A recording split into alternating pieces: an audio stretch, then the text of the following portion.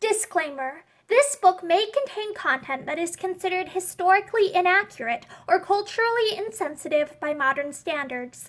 My hope is that by exploring old literature, we will better understand why people of the past thought the way that they did and understand the influences that shape their culture. This video is not intended for young audiences. Hi, I'm Morgan, and today I will be reading to you from Out of Door Book, which is the 7th book in a series or collection of books called The Children's Hour, which was published by Houghton Mifflin Co. in 1907. And I will be reading A Woodland Intimate by Bradford Torrey. It is one of the enjoyable features of bird study, as in truth it is of life in general, that so many of its pleasantest experiences have not to be sought after, but befall us by the way, like rare and beautiful flowers, which are never more welcome than when they smile upon us unexpectedly from the roadside. One May morning, I had spent an hour in a small wood where I am accustomed to saunter, and, coming out into the road on my way home again, fell in with a friend. "Wouldn't you like to see an ovenbird's nest?" I inquired. He assented, and turning back, I piloted him to the spot. The little mother sat motionless, just within the door of her comfortable, roofed house, watching us intently, but all unconscious, it is to be feared, of our admiring comments upon her ingenuity and courage. Seeing her thus devoted to her charge, I wondered anew whether she could be so innocent as not to know that one of the eggs on which she brooded with such assiduity was not her own, but had been foisted upon her by a faithless cowbird. To me, I must confess, it is inexplicable that any bird should be either so unobservant as not to recognize the foreign egg at sight, or so easy-tempered as not to insist on straightway being rid of it, though this is no more inscrutable, it may be, than for another bird persistently, and as it were on principle, to cast her own offspring upon the protection of strangers, while this, in turn, is not more mysterious than 10,000 everyday occurrences all about us. After all, it is a wise man that knows what to wonder at, while the wiser he grows, the stronger is likely to become his conviction that, little as may be known, nothing is absolutely unknowable, that in the world, as in its author, there is probably no darkness at all, save as daylight is dark to owls and bats. I did not see the ovenbird's eggs at this time, however, my tender-hearted companion protesting that their faithful custodian should not be disturbed for the gratification of his curiosity, so we bade her adieu, and went in pursuit of a solitary vireo. Just then overheard singing not far off. A few paces brought him into sight, and as we came nearer and nearer, he stood quite still on a dead bough, in full view, singing all the while. When my friend had looked him over to his satisfaction, never having met with such a specimen before, I set myself to examine the lower branches of the adjacent trees, feeling no doubt, from the bird's significant behavior, that his nest must be somewhere in the immediate neighborhood. Sure enough, it was soon discovered, hanging from near the end of an oak limb, a typical vireo cup, suspended within the angle of 2 horizontal twigs, with bits of newspaper wrought into its structure, and trimmed outwardly with some kind of white, silky substance. The female was in it. This, too, we might have foreseen with reasonable certainty, but when she flew off, it appeared that as yet no eggs were laid. The couple manifested scarce any uneasiness at our investigations, and we soon came away, stopping, as we left the wood, to spy out the nest of a scarlet tanager, the feminine builder of which was just then busy with giving it some finishing touches. It had been a pleasant stroll, I thought, nothing more, but it proved to be the beginning of an adventure which, to me at least, was in the highest degree novel and interesting. I ought, perhaps, to premise that the solitary vireo, called also the blue-headed vireo and the blue-headed greenlet, is strictly a bird of the woods. It belongs to a distinctively American family, and is one of 5 species which are more or less abundant as summer residents in eastern Massachusetts, being itself in most places the least numerous of the 5, and, with the possible exception of the wide-eye, the most retiring. My own hunting grounds happen to be one of its favorite resorts. There is none better in the state, I suspect, so that I am pretty certain of having 2 or 3 pairs under my eye every season, within a radius of half a mile. I have found a number of nests also, but till this year have never observed any marked peculiarity of the birds as to timidity or fearlessness. Nor do I now imagine that any such strong race peculiarity exists. What I am to describe I suppose to be nothing more than an accidental and unaccountable idiosyncrasy of the particular bird in question.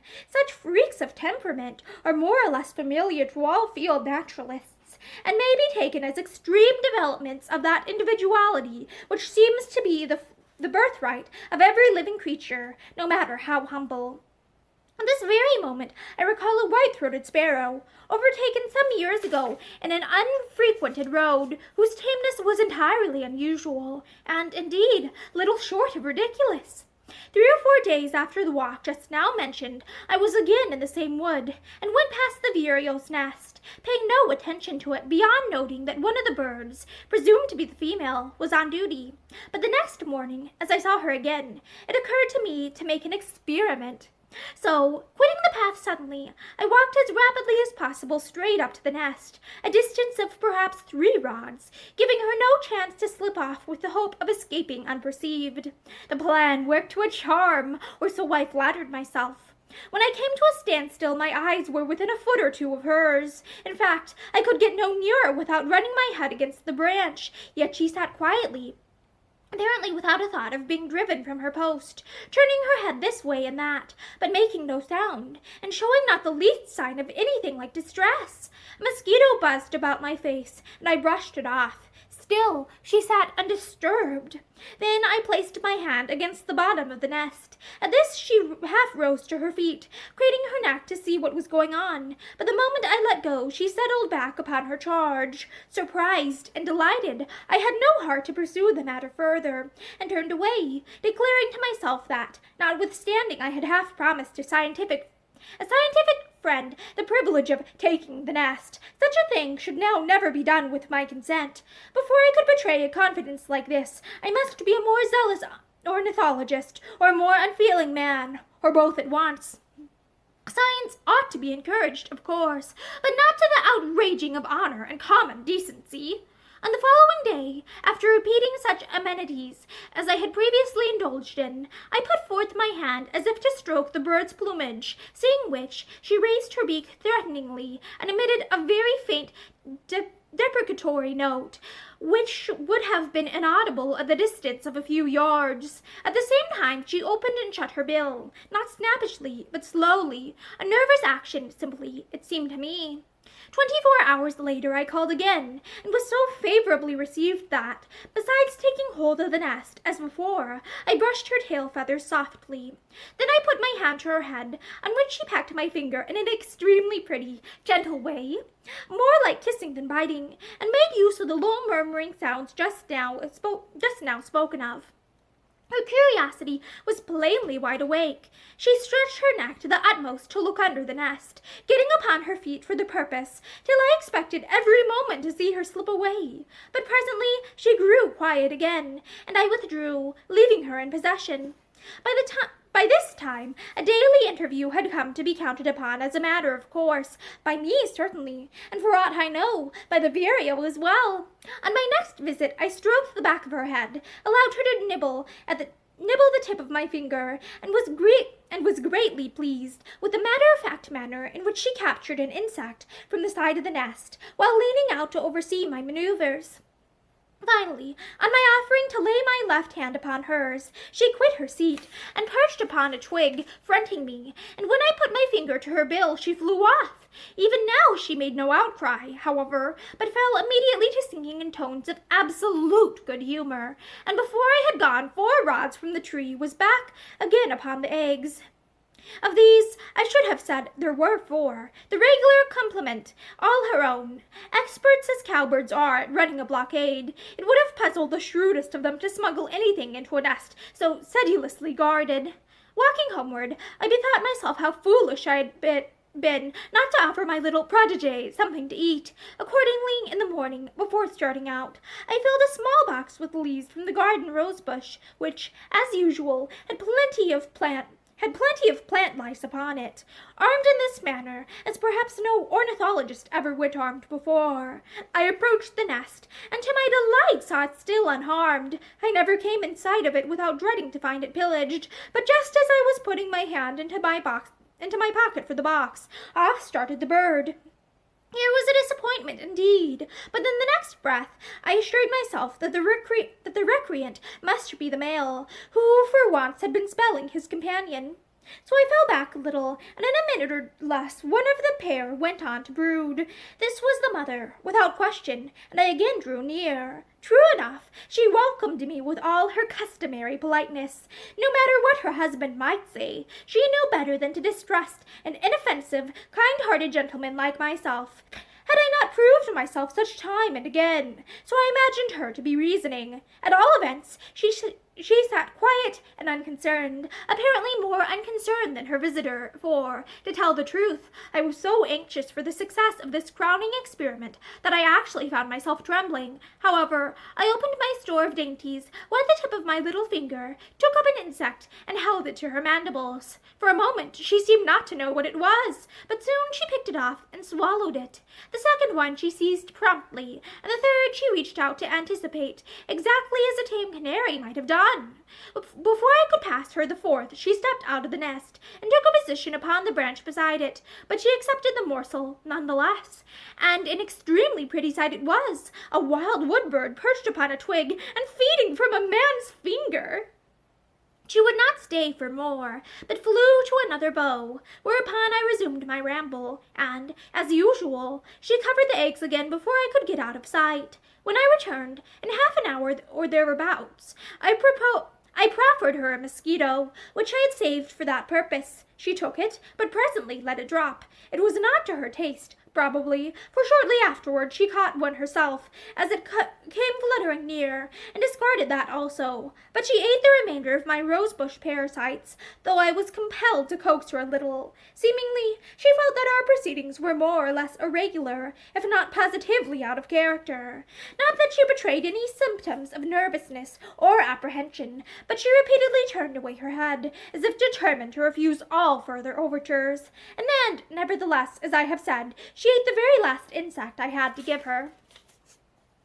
During the meal, she did something which, as a display of nonchalance, was really amazing. The eggs got misplaced in the course of her twisting about, and after vainly endeavoring to rearrange them with her feet, as I have seen her do on several occasions, she ducked her head into the nest, clean out of sight under her feathers, and set matters to right with her beak. I was as near to her as I could well be, without having her actually in my hand, yet she deliberately put herself entirely off guard, apparently without the slightest misgiving. Fresh from this adventure, and all aglow with pleasurable excitement, I met a friend in the city, a naturalist of repute, and one of the founders of the American Ornithologists' Union. Of course, I regaled him with an account of my wonderful vireo. He was the man to whom I had half promised the nest, and on his expressing a wish to see her, I invited him out for the purpose that very afternoon. I smiled to remember how full of fears I was, as he promptly accepted the invitation. The bird, I declared to myself, would be like the ordinary baby, who, as everybody knows, is never so stupid as when its fond mother would make a show of it before a company. Yesterday it was so bright and cunning. Never was baby like it. Yesterday it did such and such unheard of things, but today, alas, it will do nothing at all. However, I put on a bold face, filled my pen-box with rose leaves, and exchanged my light-colored hat for the black one in which my pet had hitherto seen me, furnished my friend with a field glass, and started with him for the wood. The nest was occupied. I believe I never found it otherwise, and, stationing my associate in a favorable position, I marched up to it, when, lo, the bird at once took wing. This was nothing to be disconcerted about, the very promptness of the action making it certain that the sitter must have been the male. The pair were both in sight, and the female could doubtless soon fill the place with her less courageous and the female would doubtless soon fill the place which her less courageous lord had deserted. So it turned out, and and within a minute everything was in readiness for a second essay.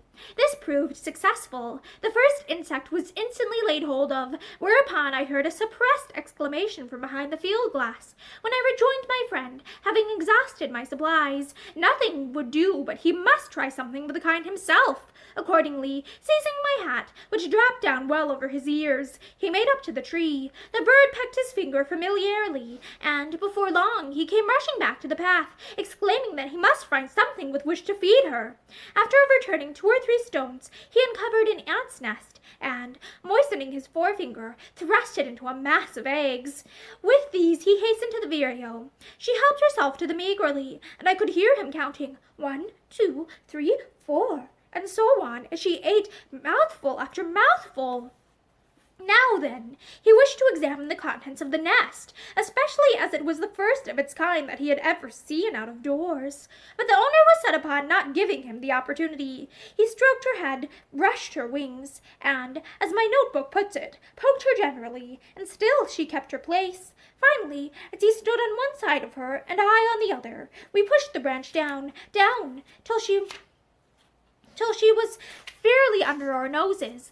Then she stepped off. But even now, it was only to alight on the very next twig and face us calmly, and we had barely started away before we saw her again on duty. Brave bird! My friend was exceedingly pleased, and I not less so, though the fact of her making no difference between us was something of a shock to my self-conceit. Endeavor as I might to believe that she had welcomed him, if not in my stead, yet at least as my friend. What an odd pair we must have looked in her eyes. Possibly she had heard of the new movement for the protection of American songbirds, and took us for representatives of the Audubon Society. Desiring to make some fresh experiment, I set out the next morning with a little water and a teaspoon, in addition to my ordinary outfit of rose leaves. The mother bird was at home, and without hesitation dipped her bill into the water, the very first solitary vireo, I dare be bound, that ever drank out of a silver spoon. Afterwards I gave her the insects, of which she swallowed 24 as fast as I could pick them up. Evidently she was hungry, and appreciated my attentions. There was nothing whatever of the coquettishness which she had sometimes displayed. On the contrary, she leaned forward to welcome the tidbits, one by one, quite as if it were the most natural thing in the world for birds to be waited upon in this fashion by their human admirers. Toward the end, however, a squirrel across the way set up a loud bark, and she grew nervous, so that when it came to the 25th louse, which was the last I could find, she was too much preoccupied to care for it. At this point, a mosquito stung my neck, and, killing it, I held it before her. She snapped at it in a twinkling, but retained it in between her mandibles. Whether she would have finally swallowed it, I am not able to say. Whether she would finally have swallowed it, I am not able to say, and so must leave undecided a very interesting and important question in economic ornithology. For just then I remembered a piece of banana with which I had been meaning to tempt her. Of this she tasted at once, and, as I thought, found it good, for she transfixed it with her bill, and, quitting her seat, carried it away and deposited it on a branch. But instead of eating it, as I expected to see her do, she fell to fly-catching, while her mate promptly appeared, and as soon as opportunity offered, took his turn at brooding. My eyes, meanwhile, had not kept the two distinct, and, supposing that the mother had returned, I stepped up to offer her another drink, but had no sooner filled the spoon than the fellow took flight. At this the female came to the rescue again, and unhesitatingly entered the nest. It was a noble reproof, I thought, well deserved, and very handsomely administered. "Oh, you cowardly dear!" I fancied her saying. "He'll not hurt you. See me now. I'm not afraid. He's queer, I know, but he means well."